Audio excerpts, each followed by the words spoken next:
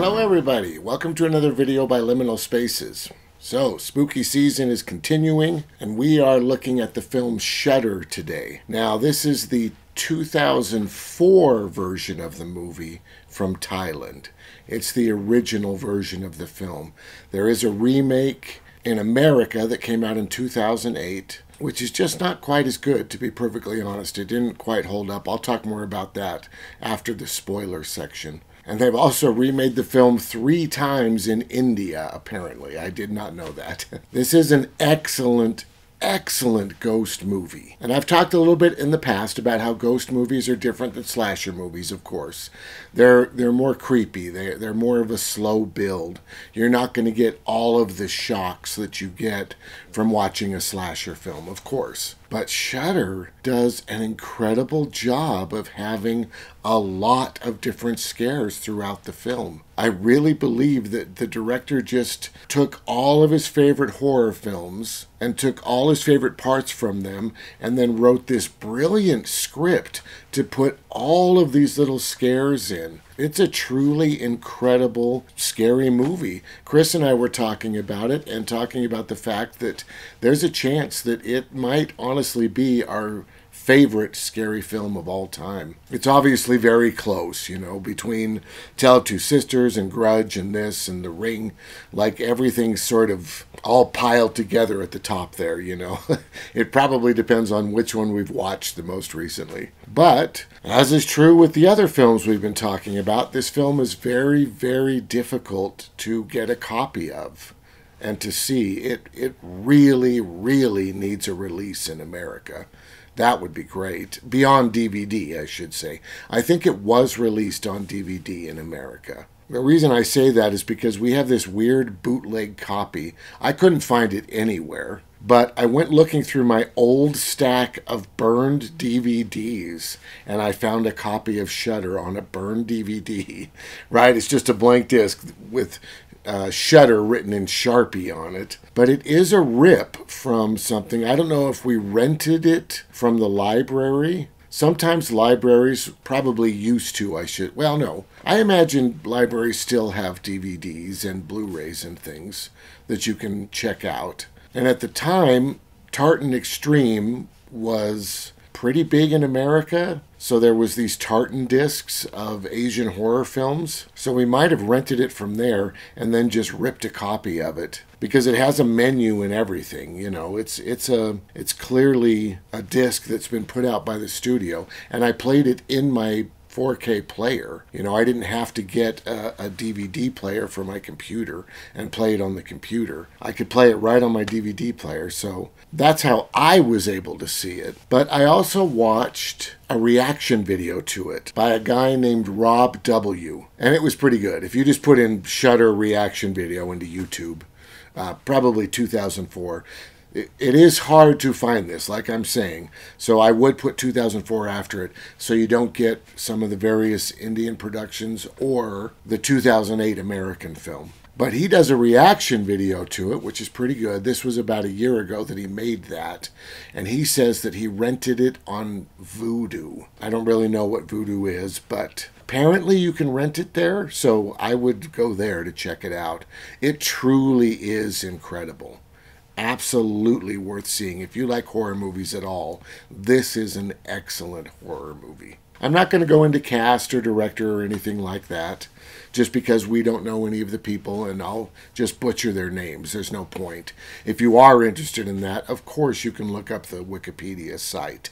Everybody's listed there. I will say the film did incredibly well in Thailand when it came out. And they really, really do need to do an official release of this in America. I don't know why these films are held up. It's got to be a rights thing between the countries, because some of the stuff that, like, Shout Factory or Arrow Video, some of the stuff they release is just total trash, to be completely honest. Some of it's amazing, and I'm very thankful that those boutique labels exist. But some of the stuff is just a joke. And why these films are so neglected is just beyond me. It's very, very strange. All right, so I'm going to go into some spoilers now. So if you haven't seen this and you're interested in seeing this, go ahead and just stop, right? Go look for the film. It's incredible. You'll have a blast. So one of the most brilliant things about this film is, like I said, I feel like it's taken the best of a whole bunch of other horror films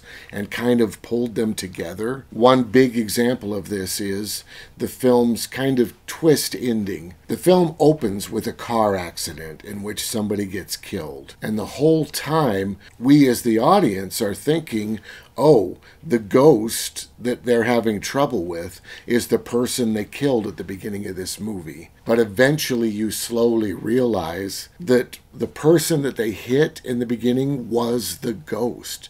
That was just part of the ghost haunting the main actor in the film. So the person who was driving the vehicle, who isn't the main actor, she has all this guilt and she thinks she's being haunted because she killed this person, when in reality she's being haunted simply because she's hanging around this guy. The ghost is trying to warn her about what kind of a guy she's with. And that slow reveal is just incredible throughout this film.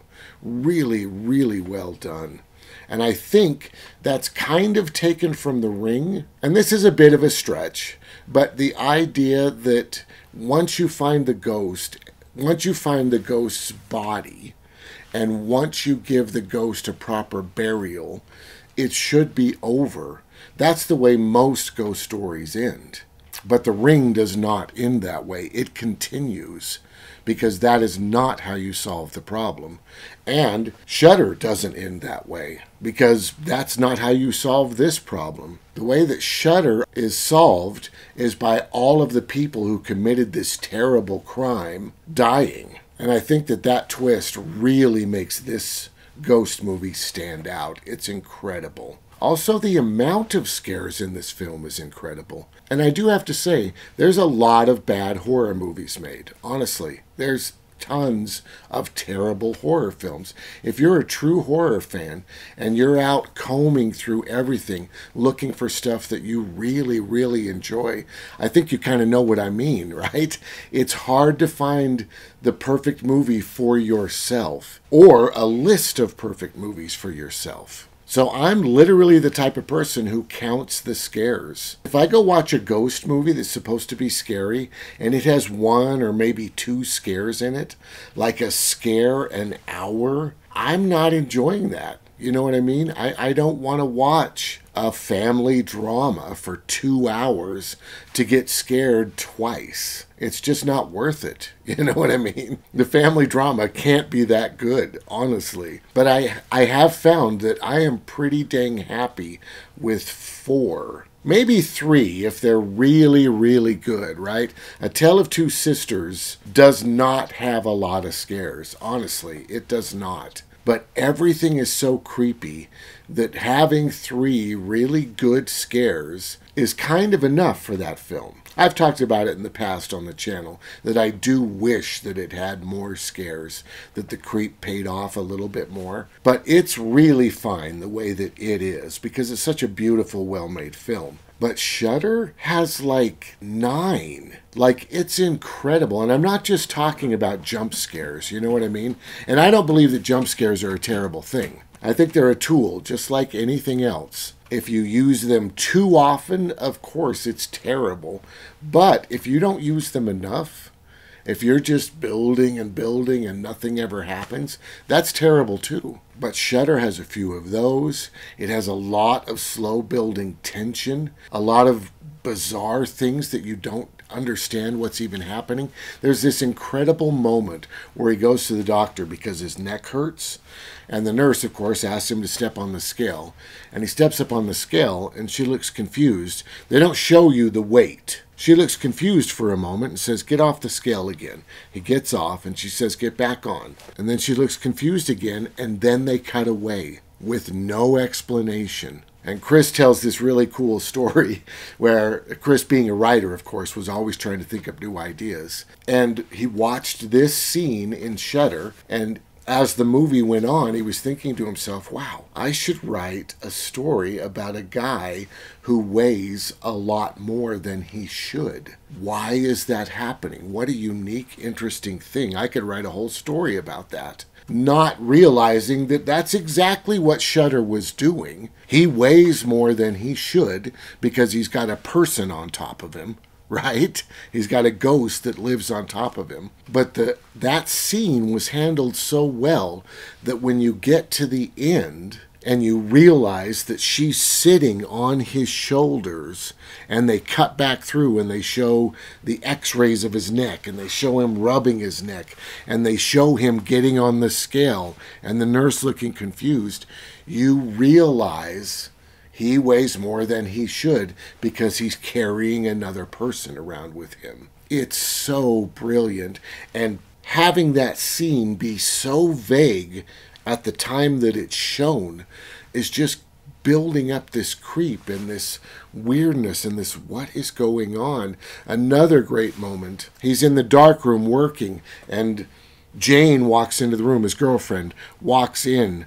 You just see her shoulder, and he says, "Oh, hey, Jane, you're late." And then the phone rings, and he gets up and he walks out of the room, picks it up, and it's Jane on the phone. So you realize the person he was literally just standing next to is not who he thought it was. Just these really creepy, strange things. And I'm sure that's been done before, right? Of course, there's House on Haunted Hill, based on the Shirley Jackson novel. And I really believe it's a moment in the novel as well, where she's holding somebody's hand, and then the person she thinks she's holding the hand of says something from across the room, and she realizes that she's holding a ghost's hand, right?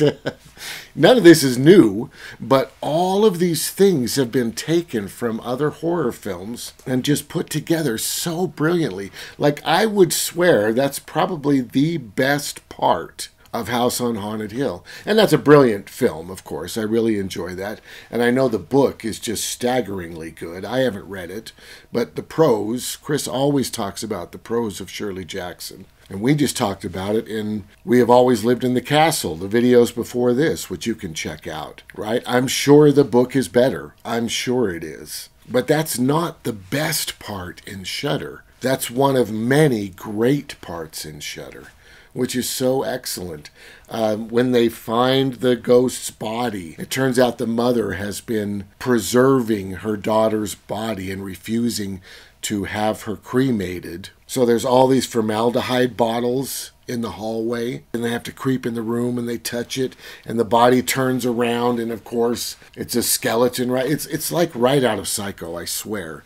But it's so scary, and it's so cool. It's just an incredibly well-made film. And I should talk about the fact that it is from Thailand, because there are a couple moments in the film that I don't love. They're very interesting and strange to me. And I just write it off as it's a different culture, which you, of course, have to know, right? You're watching a film from a different culture. It's surprisingly close to American culture, I will say that. I'm not like completely lost the whole time. But there are just a couple key moments that I want to point out.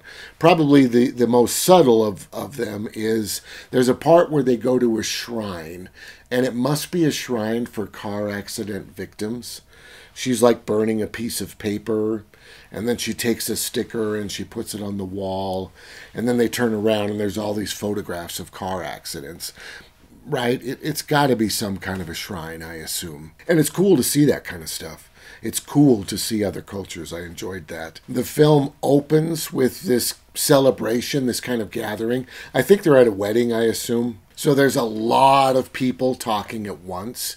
It's kind of a loud scene, and it's not in English, of course. You're going to have to watch it with English subtitles. But hearing all of those people talking at the same time in a different language can be a little bit jarring right at first. You'll get used to it very quickly. Don't let it throw you at all.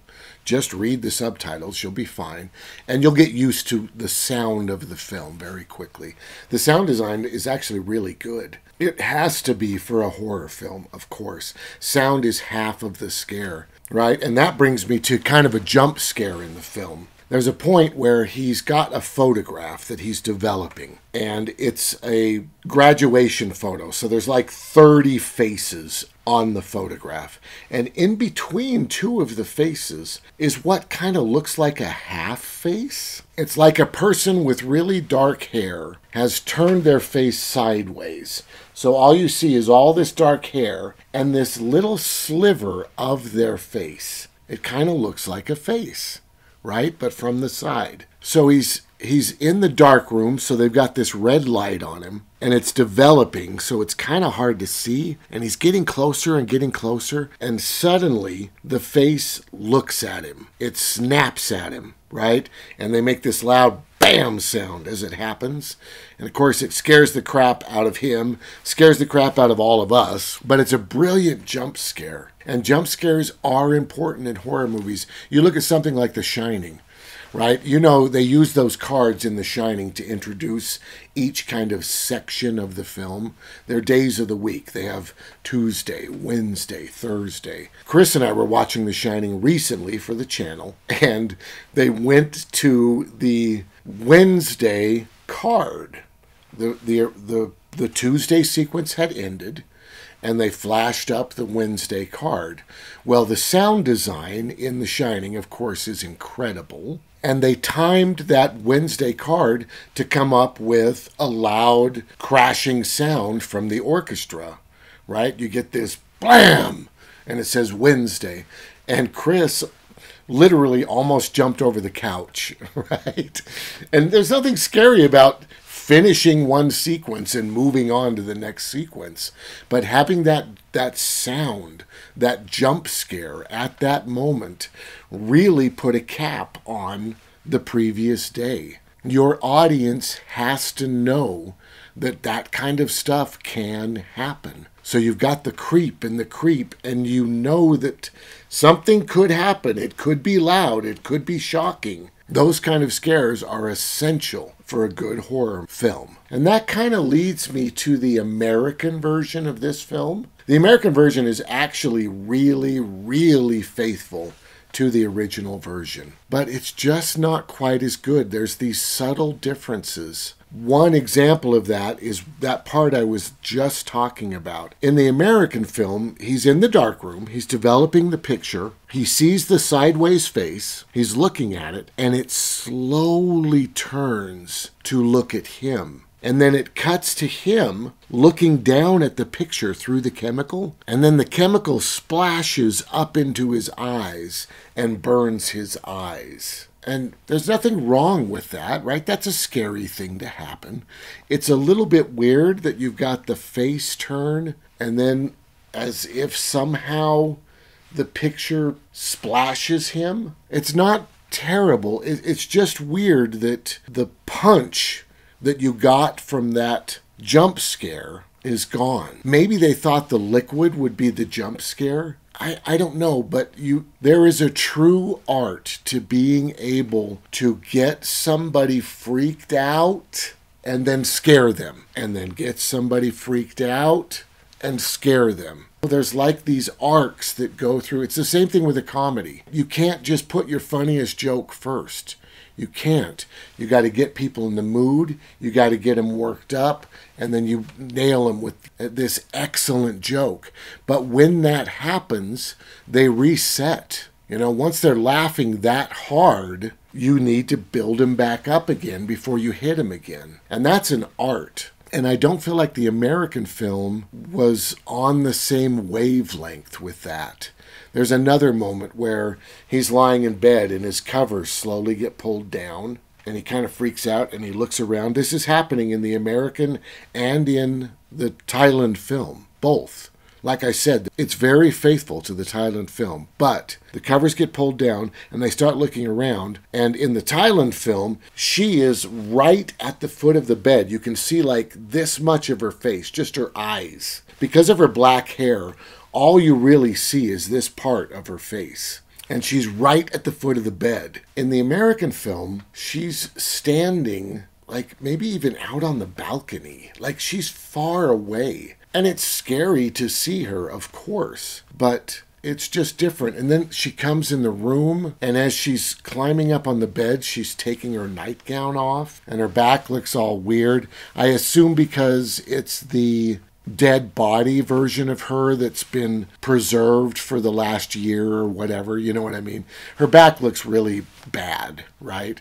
But she takes off her nightgown like it's a sensual thing, and then she takes her nightgown and like rubs it in his face, which I don't really understand. In the Thai film, she starts crawling up on the bed and the guy freaks out and then she's gone, which is plenty. I feel like these differences hurt the film. The American version came out in 2008, and it was directed by Masayuki Ochie. I'm sorry if I'm mispronouncing that. He's a Japanese director, and the film actually takes place in Japan. An American couple moves to Japan. And I feel like this is a really interesting choice, because they're clearly just trying to cash in on the horror boom created by The Ring and The Grudge and that sort of stuff. This director, in fact, made a couple Grudge movies in Japan. Apparently there's been like 11, at least, Grudge films. It's massively successful. I love The Grudge. I truly love The Grudge. But he made like the 10th film and the 11th film in the Grudge series. So he's a pretty big director in Japan, I assume. It's weird to do research on these movies because I don't feel like the film did well, right? And the critics didn't respond well to it, of course. It just wasn't a massive success. But then you read that it made $48 million and it cost $8 million to make. So it made $40 million. Like that's pretty incredible, I gotta say. Clearly there were people paying to go see the movie. But I don't think it lasted, obviously. I never hear anybody talk about, oh, that movie Shudder, you know. Except for maybe the Thai version, of course. So there's a couple things that I do want to mention about the film that sort of stuck out to me. And they could be cultural things, or they could be things that I would kind of consider a mistake. I don't know which, you know, so I don't want to say this was bad that they did that, because I really have no idea. But there are two things that stuck out to me. Number one is there's this weird little, I don't really want to call it a subplot because it only comes up twice in the film, but at one point he's watching a documentary about praying mantises and about how when a praying mantis female is mating with a male, she kills the male, right? She eats the head off the male as they're mating. And then when they're driving to the dead girl's house to find out whether the body's been cremated or not, as the car goes past, the camera zooms in on a praying mantis on a leaf. And it's a weird juxtaposition because this film is about a woman who gets raped and she then commits suicide and forces all the people that were part of the rape to commit suicide as well as a ghost, which makes total sense to me. But putting this weird praying mantis idea into it, and they make her a really meek character who is probably more possessive than most females, I think kind of muddies the revenge of this. I can't tell if the film is trying to kind of make it partially her fault, that she's too possessive and she's like a praying mantis, and the mere fact that he was even with her means he's dead. Do you know what I mean? Like, none of that fits this movie at all. None of that is necessary in this film.